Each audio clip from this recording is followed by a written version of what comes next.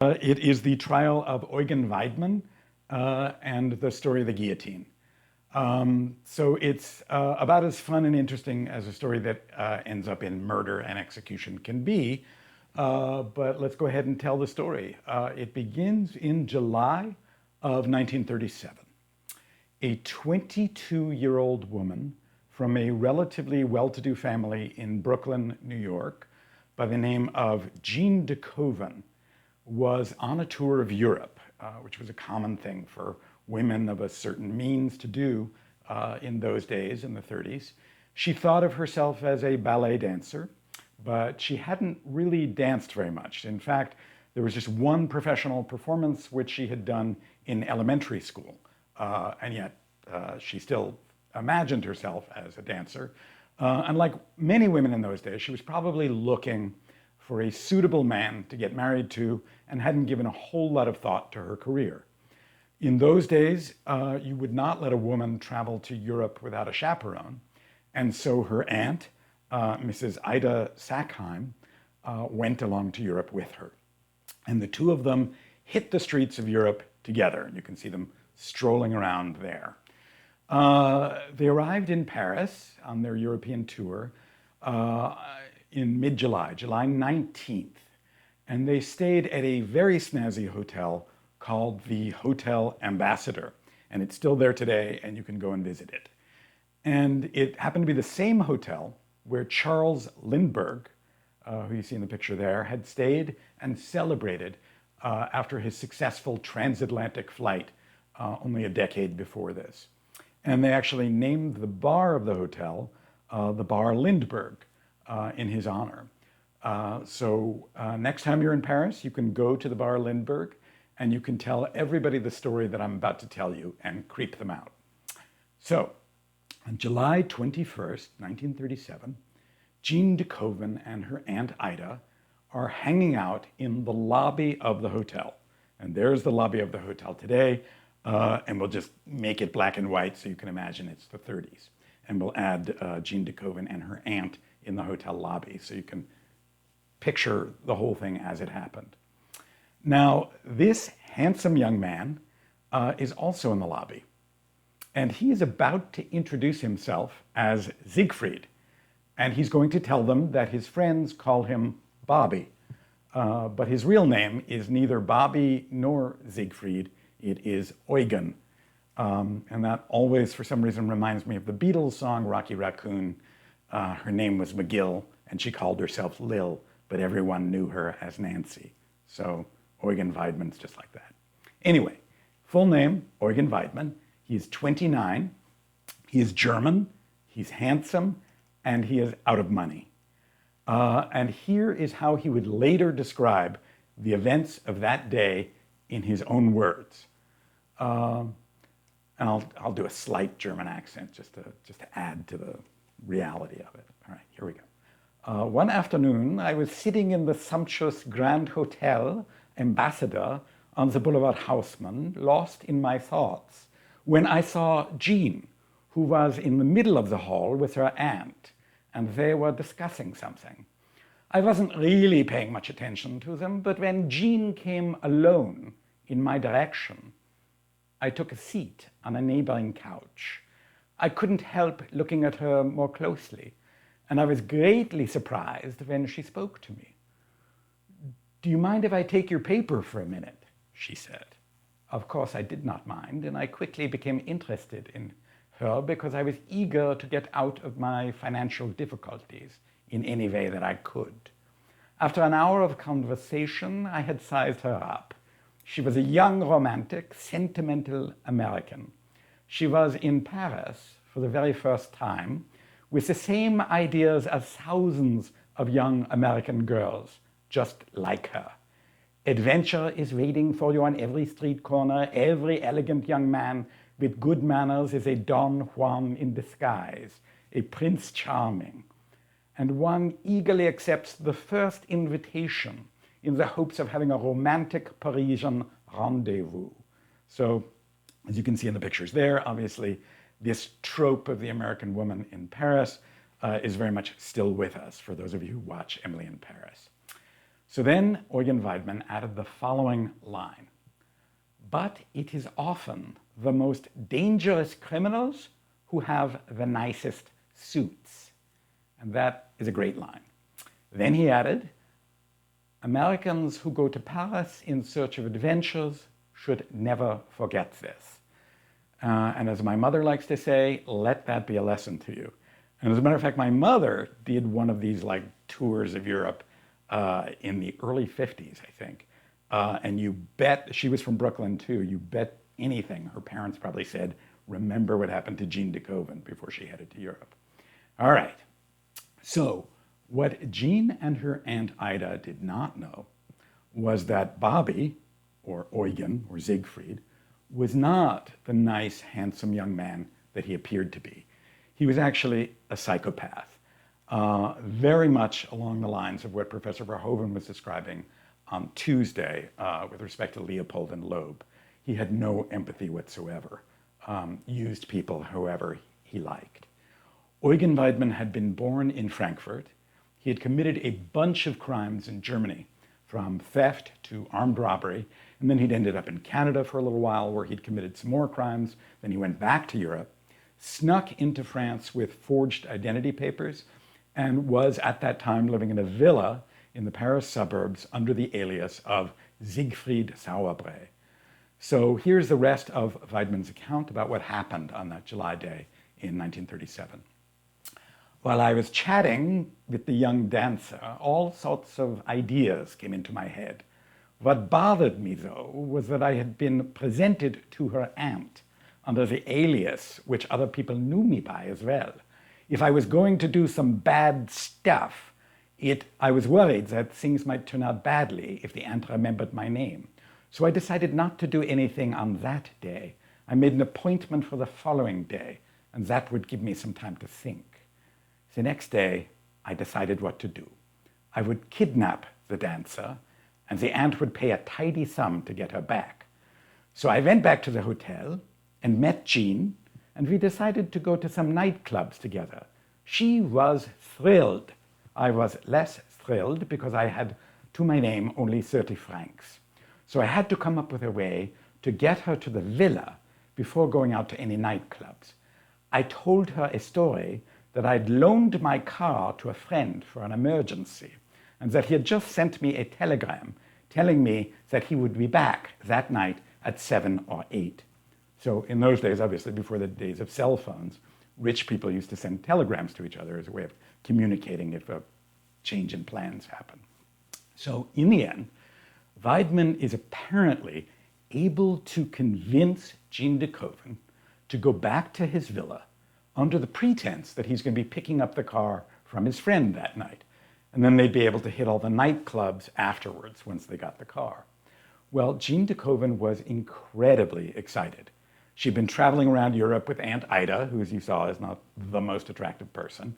And now this handsome young German is going to take her to his fancy villa, and then they're going to be hitting all the hot spots in Paris. It's everything that every young woman, every American young woman dreams of when they show up in Paris in 1930s. She sends off a letter to her friend back in the United States right before going out. And here's what she said in the letter to her friend. I have just met a charming German of keen intelligence who calls himself Siegfried. Perhaps I'm going to play another Wagnerian role. Who knows? So what she means by this is a reference to the Wagner opera Siegfried, which is part of the Ring cycle. And so she's imagining she's going to play Brunhilde to his Siegfried, which is the name he's going by. Anyway, she finishes, I'm going to visit him at his villa in a beautiful place near a famous mansion that Napoleon gave Josephine. And that is the very last thing we are ever going to hear from Jean de Koven. She was supposed to meet her Aunt Ida the very next day for lunch. She never showed up. So Aunt Ida, realizing that Jean hadn't come back the night before, starts asking around the hotel if anybody has seen Jean. And the clerk at the front desk tells Aunt Ida that he recalls seeing Jean the previous day, and that she'd come back to the hotel to get her camera, and that she'd been with Bobby. and that the two of them had gone off together. Now, Aunt Ida gets worried because it's not like Jean to just disappear, not say anything to her, and then not show up for lunch without contacting her, sending a telegram. Aunt Ida decides she's going to go to the American Embassy and ask them for help.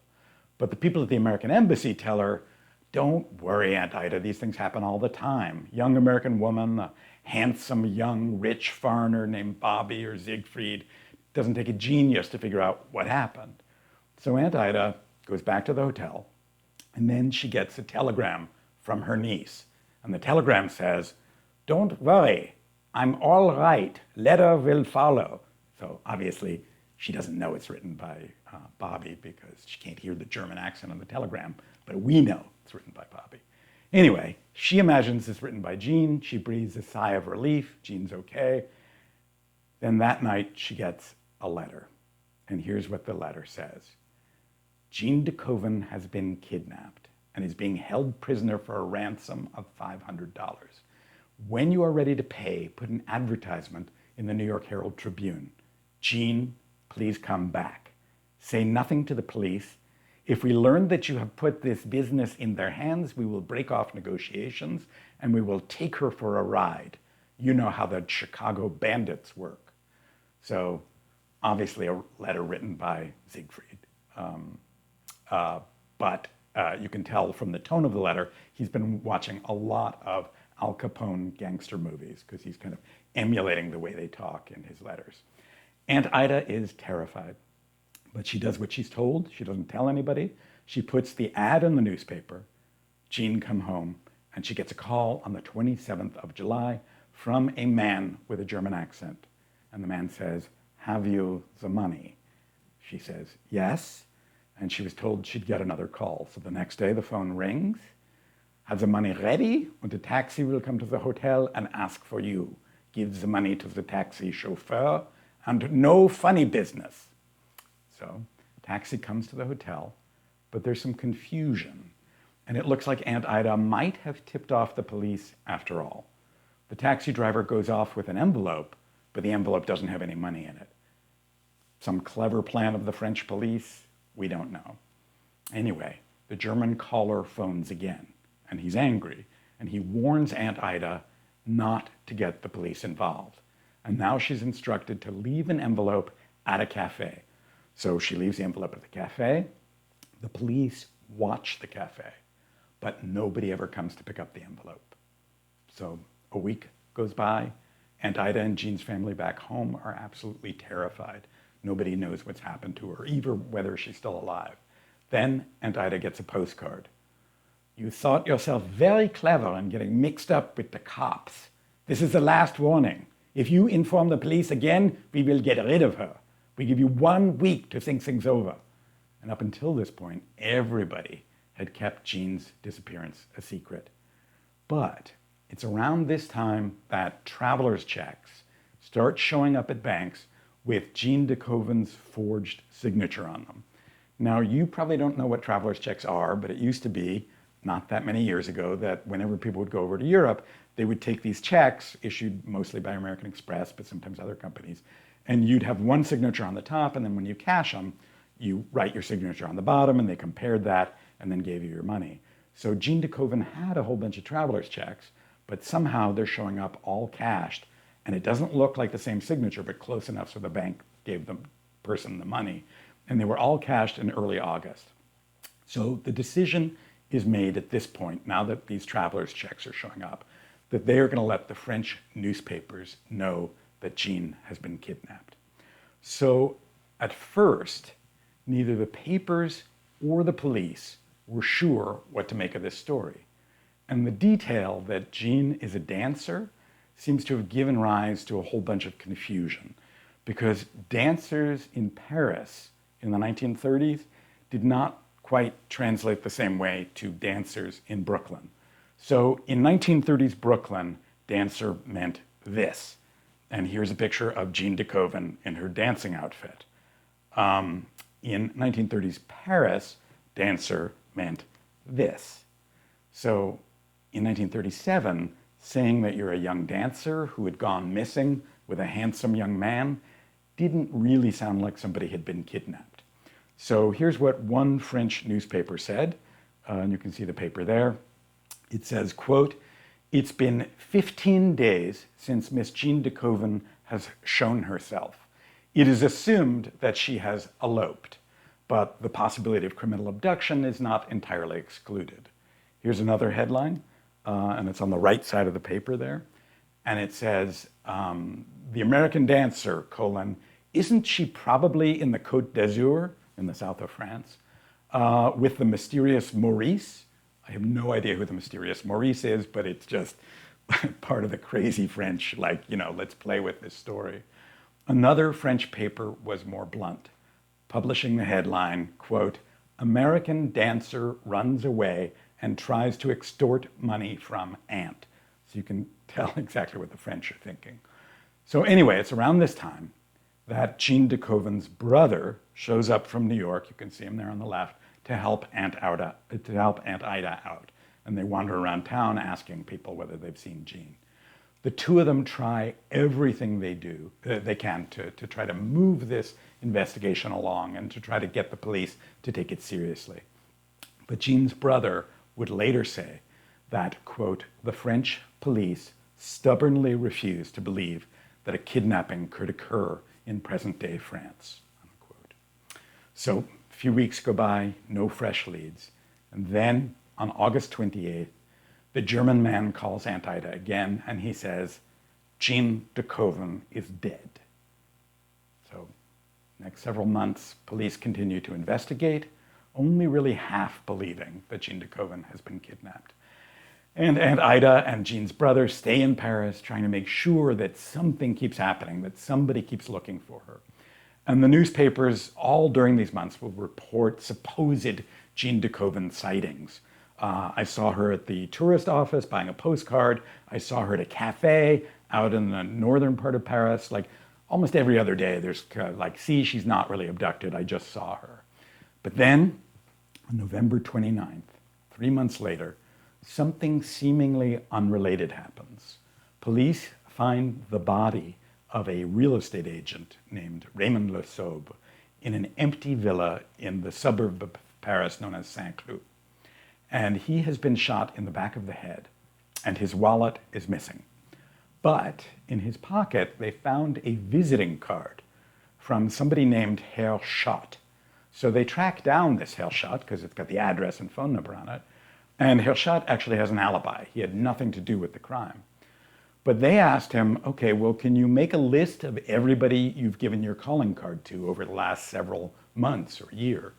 So he comes up with a list, and among the people on the list was his nephew, Arthur, who, coincidentally, had recently gone missing in Paris. And he'd also given the card to Arthur's friend, a very handsome young man named Siegfried Sauerbrei. So the police quickly track down this Siegfried Sauerbrei, and they pretty quickly figure out that there is no Siegfried Sauerbrei. This guy's real name is Eugen Weidmann, and he's got a police record.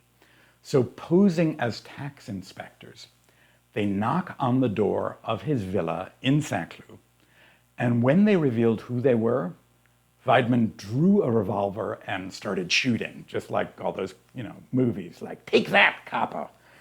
Eventually, they overpower him, and they sort of beat the crap out of him when they get into a kind of scuffle. And I just want to show you, sorry, technical difficulties. Give me 2 seconds. Okay, I want to show you a picture that was flashed all around the Paris press the next morning. And this is him after the scuffle. Sorry. So he is beaten up, he's roughed up, and all of these pictures start showing up in the French press. And eventually, when everybody figures out what he's done, they're going to be shown all over the world. So, at the police station, Weidmann starts confessing. Yes, he has killed Arthur, the missing nephew of Herr Schott. And actually, he was using Arthur's cigarette lighter at that very moment. Oh, and he'd also shot the real estate agent Le Saube, whose car he was now driving. And then, after hours of questioning, he calls for a paper and pencil. And then he dramatically writes, in sort of flourishes, the name Jean de Koven. And he handed it to the detective. Yep, he had killed Jean de Koven too. He had brought her back to the villa. They had had a glass of milk. She took a bunch of pictures of him drinking milk, and then he had strangled her. So again, just like Leopold and Loeb, he seems to lack that certain empathy for other people. Plus, also like Leopold and Loeb, he was a very snappy dresser. He had found $25 in Jean's pocket, plus $500 in American Express traveler's checks, which he had started cashing right after killing her. And $500 in those days was a lot of money, maybe more like $5,000 or more than that probably in today's money. And her name, Jean, in English is spelled exactly the same way as the French man's name, Jean, so it made it really easy for him to cash those checks. By the end of the interrogation, handsome, charismatic Eugen Weidmann has confessed to killing 6 people over the previous 5 months. So Jean de Koven had been the first, then another woman who he'd lured to the villa with a fake help wanted ad about needing a governess. Then he'd killed a driver, a French chauffeur. He'd killed a real estate agent. He'd killed an old prison buddy from Germany, then a publicity agent, and he had buried most of them in the backyard of his villa. So that night was the first of what are going to be countless newspaper articles on Weidmann. And I'll show you, so you can see on both sides, 2 articles basically saying, yep, I killed 1, 2, 3, 4, and they've only got 5 listed there because they hadn't learned about the 6th one yet. So that's how it was covered in France. Back home in Brooklyn, where Jean de Koven is from, it is reported this way. The one on the right says, Brooklyn girl murdered by Paris fiend. So from this point on, the French press and the press back home in the States could not get enough of Weidmann. And particularly the French are obsessed with him, but Americans are too, to a certain extent. They were absolutely fascinated by him. They ran front page stories about him pretty much every day for the next year and a half. There were daily updates on the case, and when they actually dug up many of the bodies in his backyard, there were hundreds of journalists there taking pictures of the bodies being dug up, and you can see one of those pictures here. And all the newspapers, from local French papers to Time and Life magazines back in the States, are filled with all sorts of seemingly arbitrary details. What was Jean de Koven wearing on the night she was killed? Turns out it was a white and black tweed overcoat.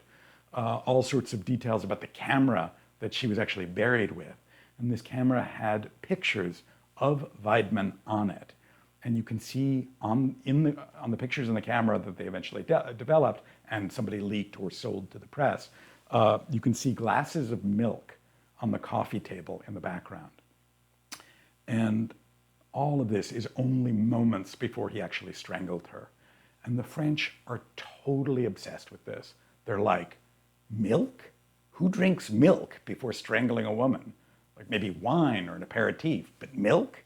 Seriously, they wrote about this for like weeks. Over the next year or so, innumerable news magazines, true crime reports on Weidmann himself. You can see it there, Weidmann the killer. On his victims, like Jean de Koven, there's her picture.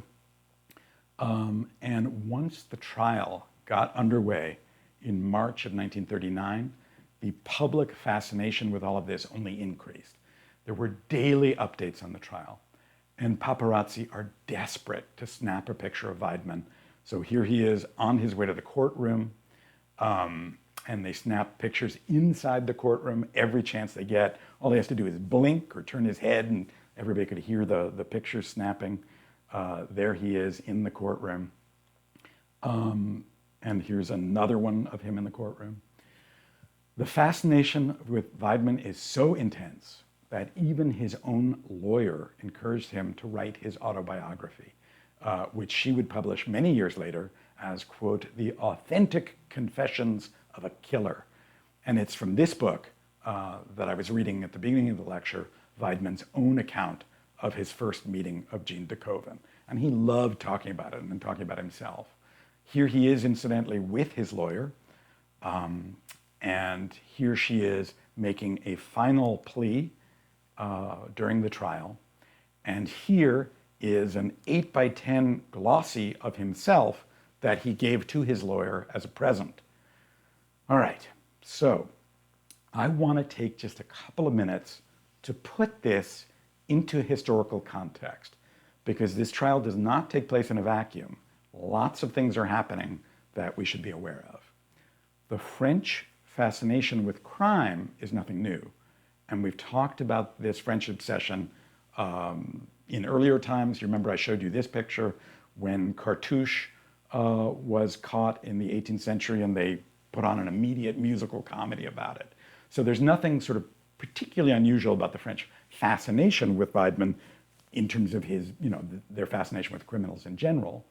And obviously the French aren't the only ones obsessed with criminal trials, right? Professor Verhoeven talked about how Leopold and Loeb really captured the public imagination in ways that are pretty similar to the French obsession with Weidmann.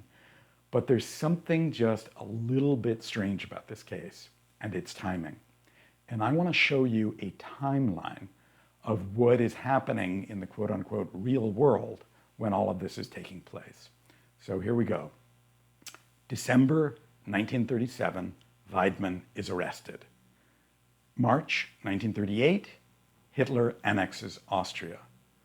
November 7th, 1938, Herschel Greenspan, who's a 17-year-old Polish Jew, shoots Ernst von Rath, who is a German embassy official in Paris.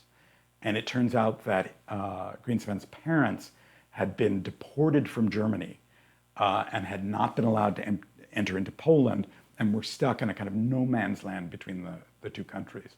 So their son, Herschel, gets so frustrated, he ends up requesting to meet with a German official, and then he shoots him.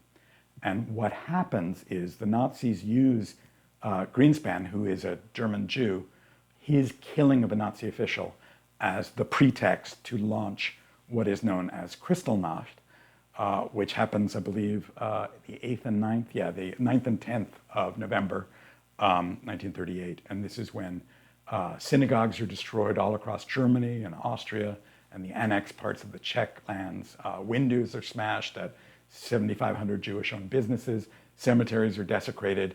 91 people are killed, and 30,000 Jewish men are arrested. So the next month, December 1938, von Ribbentrop, the Nazi official, visits Paris for negotiations. March 1939, the Weidmann trial begins. Also in March 1939, the Germans enter Prague after they take over parts of Czechoslovakia. Also March 1939, Madrid surrenders to the fascist government. June 1939 is Weidmann's execution date. August 1939, the Hitler-Stalin Pact to divide Poland between Germany and Austria. September 1st, Germany invades Poland. September 3rd, World War II begins. So, the world is falling apart, and the French seem to care as much, if not more, about Weidmann than they do about everything that's happening around them. It's almost like Weidmann's story and the story of what's happening in the world are competing for headlines. There's actually a character in one of Jean-Paul Sartre's novels who buys a newspaper hoping to get some news about the fascist bombing of Valencia, but all the headlines are about Weidmann and he can't get any news. Take a look at some of the front pages. So the one on the left says, Hitler enters Prague. And the article on the right, under the headline, is about the chauffeur that Weidmann had killed. The one on the right says, Slovakia suffers the fate of Bohemia as the Nazis invade. And the article at the bottom is about how Weidmann buried his victims. So it's not like they're not aware of their obsessions. It's almost like they can't help themselves. And on the day after Hitler invaded Czechoslovakia, the author of a front page column on Weidmann said, quote, one is slightly embarrassed to speak at length of this Weidmann affair when other more anxiety-producing dramas are unfolding in Europe and are occupying people's minds, And yet, let's talk about Weidmann. So what is going on here? Well, on one level, I think you can answer what's going on here this way. And this is a very theoretically sophisticated, complex idea. I tried to graph it out for you, but this is what I think is happening. Strangely enough, the French have done this before. On the eve of World War I, when they were about to enter into the most horrific war that kills millions of people, they were almost oblivious to the dangers that they were about to face. And they were strangely preoccupied right before World War I with the trial of Madame Caillot. So in both these historical moments, they sort of fixate on something else, a sort of form of denial. But there's another way of looking at it. And maybe it's not so much that they're hiding from a scary reality, so much as they are playing it out in less scary ways. So let me explain what I mean. They've got millions of Germans massing on their border. And the Germans have already engaged in lots of hostile acts against a broad variety of people: communists, socialists, Jews, Czechs. And in some sense, I think you can see Weidmann as a kind of metaphor for their fear of Germany. So here was this seemingly normal, nice-looking guy who had done a lot of horrible things. And in the French mind, and maybe even in the mind of the world outside of Germany, like in the US, he kind of stands in for a whole nation of Eugen Weidmanns, a nation of Germans that they are beginning to imagine is capable of doing horrible things.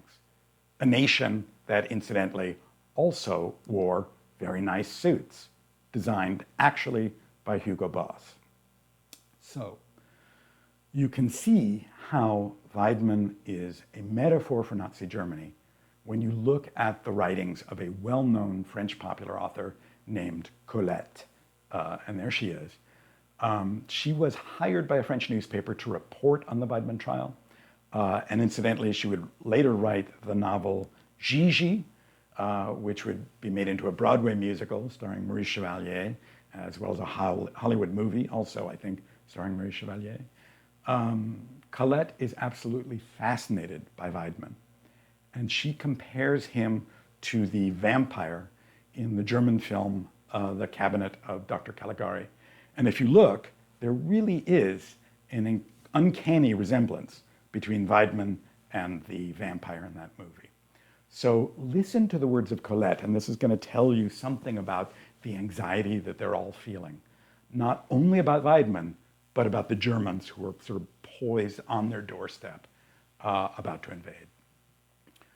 What is a horrible criminal? One that fills us with fright? Sorry, let me do that again. What is a horrible criminal?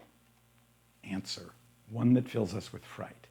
Not because he appears bestial and horrible and terrifying, but insofar as he resembles a normal person. This monster just yesterday was someone just like us. Even more, he still is, on his oak bench, looking for all the world like a mild-mannered human being, and having a persuasive human warmth. It makes you tremble. So in some sense, you can see the French obsession with Weidmann as them trying to come to terms with a country of Europeans, just like them, who were capable of monstrous things.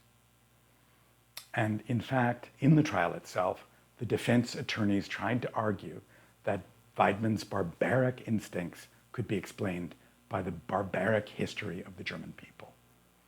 So in other words, they're blaming all Germans for Weidmann. They may have actually even tried a Dostoevsky defense. I believe I read that somewhere. I tried to find it before lecture, saying that it was just like Raskolnikov that Professor Verhoeven was talking about on Tuesday. I couldn't find it, but it could very well be there. Anyway, they could not get him off. On March 31st, 1939, Eugen Weidmann was sentenced to death by guillotine, and his execution date was set for the 17th of June. But there's a reason why we picked this case to talk about in this class. And it's not only because Weidmann is one of those sensational trials that occupied the front pages of newspapers, not only in France, but in other countries for more than a year, it's also because he's going to play a very unique role in history. His execution is going to be the very last public execution to take place in the 1,000-year history of public executions in France. And this is going to bring us to the history of public executions as well as of the guillotine in particular. So I'm going to give you a 30-second break, and then we will come back and talk about public executions and the guillotine. So we're going to talk for just a little bit about the history of public executions, and we've talked about public executions before. And you know from lecture and from reading Foucault that they used to brutally tear people apart for hours up until the French Revolution. We've talked about that many times.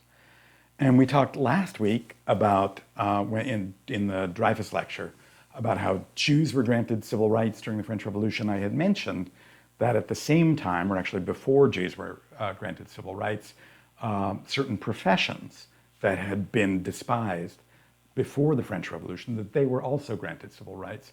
And those were actors and executioners who had been denied rights up until 1789 when the National Assembly voted to give them some rights. Now, in order to understand the whole history of why the guillotine was invented, it's important to know a little something about the person of the executioner and how people thought about executioners before the guillotine, because that has a lot to do with why they invented the guillotine. So, professional executioners, like professionals, as opposed to some random guy that they take off the street or a convict who they pay to kill somebody who does it as a profession, they start showing up in northern France, Germany, Austria, Switzerland around the 13th and 14th centuries. And by the 15th century or so, professional executioners and their families had actually developed into almost an entire race of separate people who were set apart from everybody else. They only married into one another's families. So if you were an executioner in France, you might marry off your daughter or your son to an executioner in Switzerland or somewhere else in France. And they would do this because nobody else would touch them.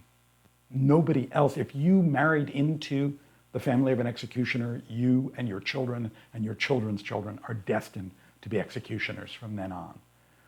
And gradually, the job of the profession of the executioner becomes, in most places, a hereditary dynasty that is passed from father to son.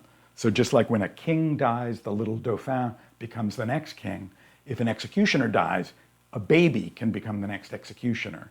Obviously, they don't have babies executing people, but somebody else takes over and fills in until the baby executioner is big enough to kill people. So executioners become a people apart, and they always wore some sort of sign that they were different, so that you could tell when you're walking down the street, that's an executioner. I'm not going anywhere near that person.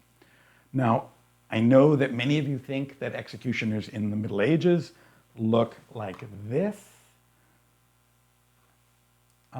and that is simply not true. They look nothing like that. I have no idea where that image comes from. Somebody in Hollywood must have invented that in like the 20s or 30s. Here is what they look like in the Middle Ages. And you'll see people with different colored pant legs, and that is one of the signs of an executioner. Party-colored clothing that doesn't match. By the 18th century, though, they had kind of updated their look, and they usually looked more like this. So the guy holding the sword there is obviously the executioner. Looks like any regular guy, almost aristocratic in his attire, but there always had to be some sign that they were different. So there would be and every locality had a different thing. So sometimes it's a patch of a gallows. Sometimes it is a brightly colored cloak. Sometimes it's a little stick that they have to carry with them everywhere. And executioners actually got very tired of being identifiable to everybody because people would throw stuff at them or abuse them. And so you constantly see court cases in which executioners are accused of trying to cover up their little patch or putting a cloak over their brightly colored cloak. And the city government has to say, no, you got to show the brightly colored cloak so everybody knows who you are. Now, the weird thing about executioners is that although they were untouchables, they were actually fairly wealthy because they had a whole bunch of privileges and monopolies on certain things. They had a monopoly on public sewers and latrines. So if your sewer gets messed up, you don't call the plumber, you call the executioner and his family, and they fix it. And they can, they could set high prices because there's only one executioner in town. They were also put in charge of managing stray dogs, and they had the rights of carcasses of any dead animal that's found.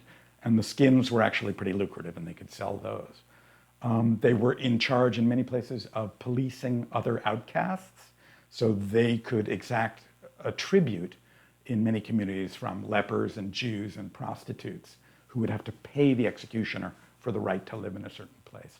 So in some sense, they're kind of lords of the underworld. In some places, executioners actually ran gaming houses. They have the privilege of doing that. But in France, the way they get most of their income is something called avage. And this is a very strange right that only executioners have. In the old days, it used to be sort of lords would have this right too, but somehow executioners end up with it. They can go into the public marketplace and seize a specified amount of people's goods. And it's written there, they've got like a whole menu of what they can take. So for every 18 eggs, they could take 3, and in different places, it's slightly different. For every 14 fishes, they could take a fish and a half. But they couldn't touch it, because if they touched the produce, they would spoil it. That's how powerful their touch is. So they had a tin spoon that they would select stuff with. And they, in a lot of places, they would argue with people, like, somebody would say, you've only got a right to one fish. And the executioner is like, no, it's a fish and a half. And the guy's like, no, you can't have any. And then he's like, I'm going to touch all your fish. And they're like, okay, take what you want. So that threat of touching and spoiling all their produce was incredibly powerful. So the executioner couldn't touch regular people unless they ran afoul of the law. In other words, the moment someone is condemned to a punishment involving the executioner, it's almost like you are sending them into the domain of the executioner. So even if you're not sentenced to death, but maybe just sentenced to be branded or to be displayed on a pillory for a certain period of time, part of the punishment is the horror of the executioner's touch, when he touches someone. And a lot of the accounts that you read of this, like there's like an audible gasp the moment the executioner touches somebody. And obviously, if you're condemned to death, it's even worse. He escorts you to the scaffold. He prepares your body for punishment. You become, in a sense, his until you die. Now, the guillotine is going to change everything, because part of the reason that they invent the guillotine is so that the executioner touches you as little as possible. That's one of the reasons it's going to be considered more humane. You're spared the humiliation, the ignominy of the executioner's touch. But there were other logical reasons why the guillotine was invented, and I'm going to show you a picture in a minute that I'm going to ask you to interpret. So I'd like you to try to keep all of these logical reasons in mind, and you can maybe see some of them in the picture. Okay. Another reason relates to people's sensibilities. We talked about Damien's execution. We discussed how there was a shift in people's sensibilities right after Damien, and how the idea of watching somebody be pulled apart in a really gruesome way became intolerable, and how there's this kind of general squeamishness, and people start to say things like, oh, I can't bear to watch. So public opinion starts to think it's not really okay to be watching. Good people don't watch this sort of thing. At the same time that public sensibilities are changing, philosophers like Montesquieu and Beccaria were popularizing the idea that the death penalty should not be about the public spectacle of pain, but should be instead be a very simple, quiet death, as quick as possible. They believed that in a humane society, the fact of death is deterrence enough, and that executions should take place as quickly and as quietly as possible with no additional pain inflicted on the criminal. And that's the inspiration for the Eighth Amendment to the US Constitution. outlawing, quote, cruel and unusual punishment, so that there wouldn't be something like Damien again. Humane doesn't mean don't kill, it means kill painlessly. And yet at the same time, people still want to believe that deterrence and setting an example were the whole purpose of punishment. So the French revolutionaries are going to want to find a way to punish people that is still visible and public so that somehow society can get a lesson, but at the same time, not as gruesome as the earlier executions had been. So in a sense, they want capital punishment to be public, but they don't want people to see much. So how are they going to do this? The National Assembly actually debates this question for days. And well-meaning citizens wrote in suggesting ways to kill people that might be nicer than the ways they used to kill people. And I just want to tell you about two suggestions that random citizens wrote into the National Assembly. One man proposed what he called a glass asphyxiation booth, in which individuals might be gassed publicly, so you would sort of light a fire under them with all sorts of noxious substances, and the poisonous gas would eventually envelop them and kill them. So the smoke of the gas would make them relatively invisible to the audience, but people could still see that inside this glass booth, somebody was being killed, but you couldn't quite make it out because the smoke made it hazy. Another man, who happened to be an elementary school teacher of all things, suggested a strangulation machine in which the victim would be covered with a veil, and then a winch, rather than a person, would be turned, strangling the student, the criminal, to death. So veil covers it up, you can see that there's somebody in there, and the machine is killing the person rather than the executioner. So these are two ideas that people wrote in. What they end up with, of course, is a guillotine, which promised not only a painless death, but just as importantly, a death that happened so quickly that you couldn't actually see it happen. So 1 second you've got a live human being, the next a lifeless head. And it happens in the blink of an eye. You can't actually see it. So I want to show you the image that I was talking about, which is the first imagining of what a guillotine might look like. And it ends up looking nothing like this. It's just an artist's sketch of a prototype. It's not what they end up with, but I think it's really interesting. So take a look at it, and I think there's a bunch of stuff going on there, and I want to hear anything you notice about it, anything you think is interesting, anything you see. So we're going to pause for a minute. You can either raise your hand or you can put it in the chat thing. And feel free at this point to ask any questions that you might have about anything I've said so far. We'll just take a couple minutes to talk about the image, and I'll go ahead and answer your questions. Me too. Wow. So let me just read the caption to you like I promised I would. It said, executions will take place outside of town. So that's interesting because they no longer want it in the center. In a special place designated for this purpose. The machine, and notice they call that thing a machine.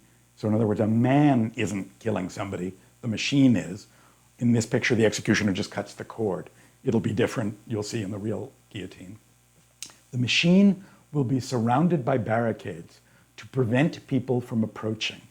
The interior of the barricades will be guarded by soldiers carrying weapons, and the signal of death will be given to the executioner by the confessor at the moment of absolution.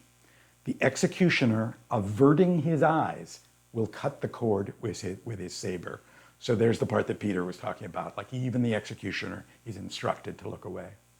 So there's something about this slide, as I said, that perfectly captures that fundamental ambivalence.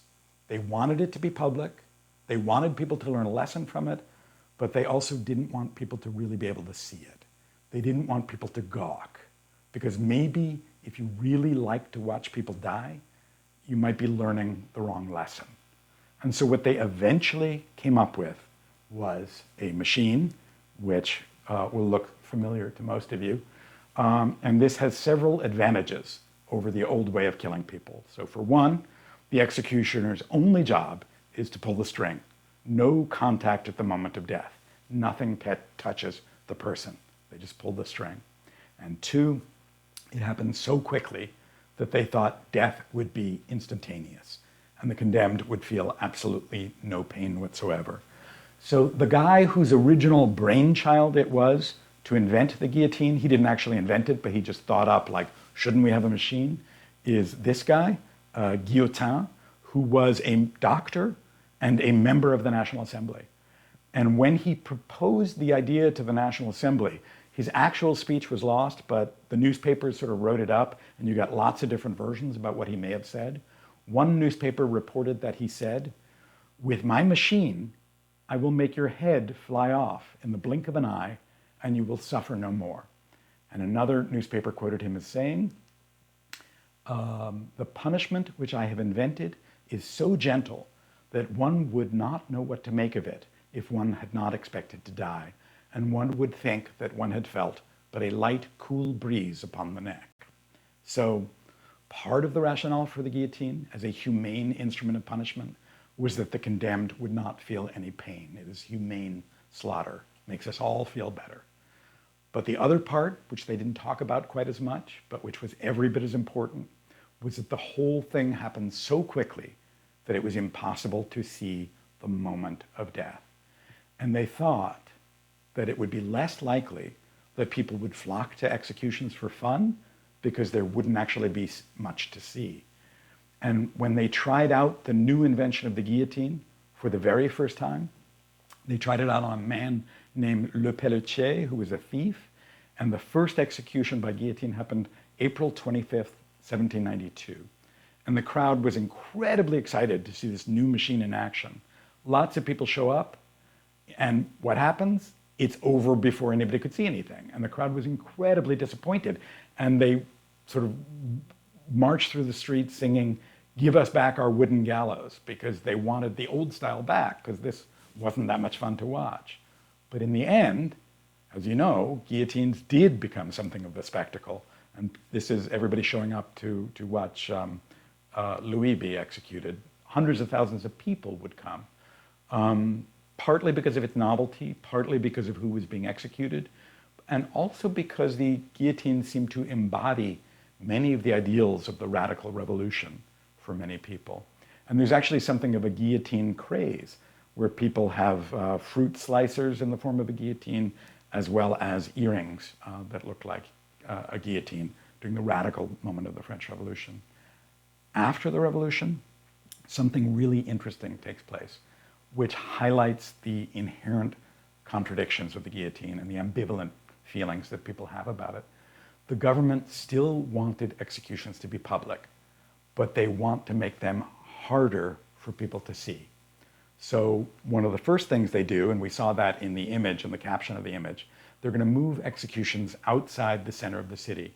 So on this map, you can see they move it an hour's walk away to what is from the center of the city to what is near Père Lachaise Cemetery now. And if you go to Paris and you wander the streets of Paris near Père Lachaise Cemetery, on the Rue de la Roquette near Père Lachaise Cemetery, if you look down, you will see the granite blocks on which the guillotine stood. It's there in a pedestrian crosswalk. Nobody knows what it is, but you know now, so you can go look for it. Some people who liked executions were still trekking out the hour from the center to go look at people die. So the government decided that it had to make things less easy to see. So they started staging executions with little or no advance warning. Then they started doing them at the crack of dawn, when it would be nearly impossible to see what was happening. But people still showed up anyway, just to get a glimpse, even if it was fuzzy, of what was happening. Then they put a cordon of police around the scaffold to keep spectators at a distance. And this is a slide from 1869, and you can see the cordon around the scaffold, both police, and I think there's some mounted police in there too. But as you can see in this picture, actually the year after this, in 1870, they banned the raised scaffold and they put it on the ground, so that the police cordon is now going to be more like a visual obstacle. But you can see in this picture, which is 1899, even if it's on the ground, even if the police are surrounding it, people still found a way to watch. They climb up on the rooftops, they go in the windows. Then In 1909, the government is going to outlaw taking photographs like this one, so that, as a way of minimizing who sees it. And France, of course, is not the only country trying to keep people from watching executions. Humane reforms had been implemented throughout the Western world, and many other countries were also trying to keep executions in the public eye, while at the same time trying to prevent people from actually seeing them. Most other countries eventually give up and just move executions indoors.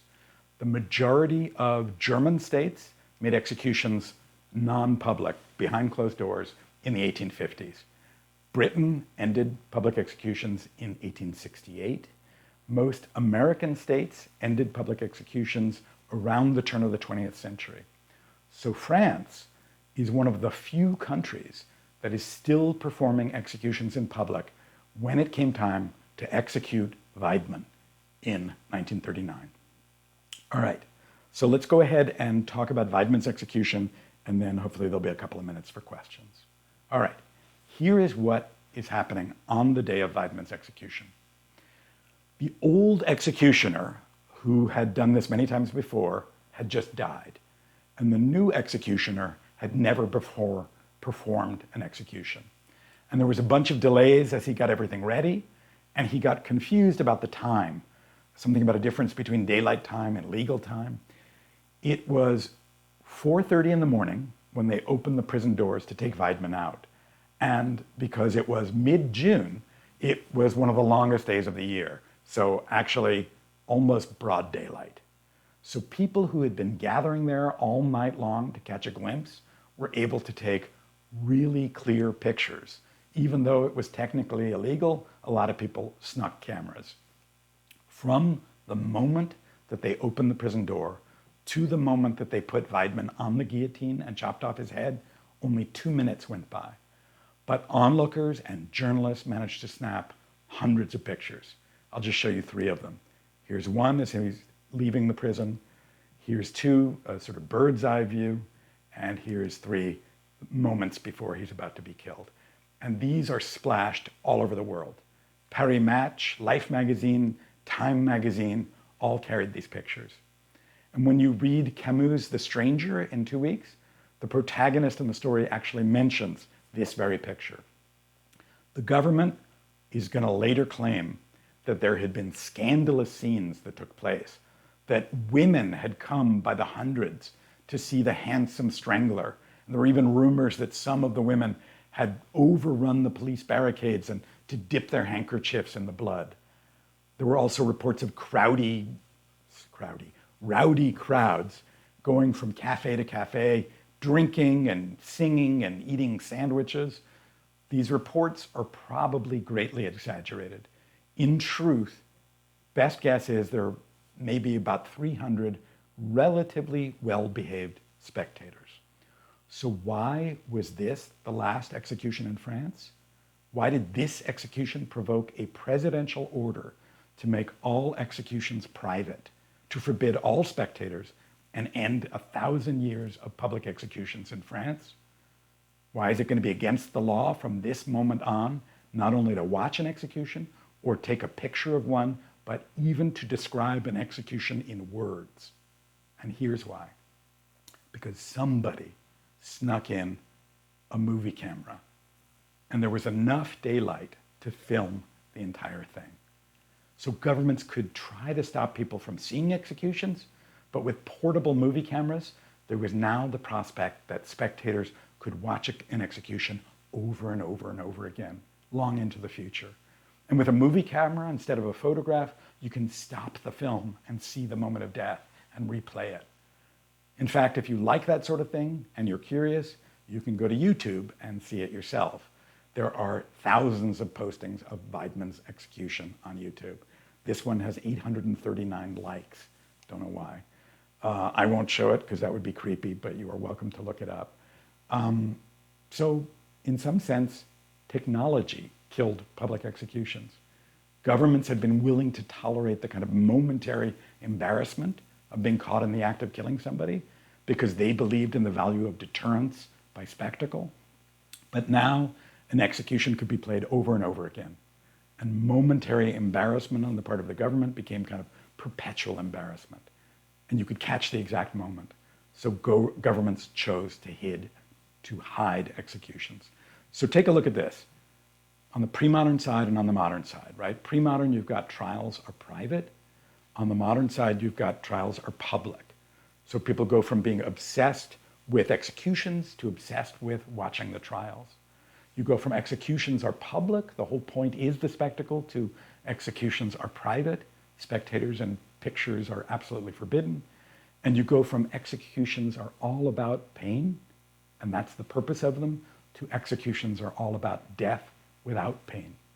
So I want to suggest to you that the purpose and function of capital punishment has completely changed. The old form of capital punishment was all about deterrence, sending an example. That's why you needed the spectacles, to show people, teach them a lesson, the ritual, all the stuff that we talked about before. Whether the deterrence stuff actually worked or not, particularly when people developed a taste for executions, obviously it was very complicated. But what's this new form of capital punishment about? Our rhetoric is still about deterrence. If you ask people who support capital punishment, they will tell you it's deterrence. That's why we do it. But if you look at it carefully, the hidden nature of it, and the way we obsessively focus on the absence of pain in executions, you'll see that the whole point now is death itself, stripped of any other punishment. The whole point is removing people we consider dangerous from society. It's the exact same logic as prisons, it's just more permanent. You take people out of the community and put them away forever, or sometimes temporarily in prisons. It's about removing unwanted people from society. It's a modern form of banishment. It's like a social surgery. You're excising dangerous cells from the social body. So we don't punish to teach a lesson. Punishment is a means of getting rid of people that we don't want anymore. All right, I will take any questions that you may have. We just have a couple minutes left.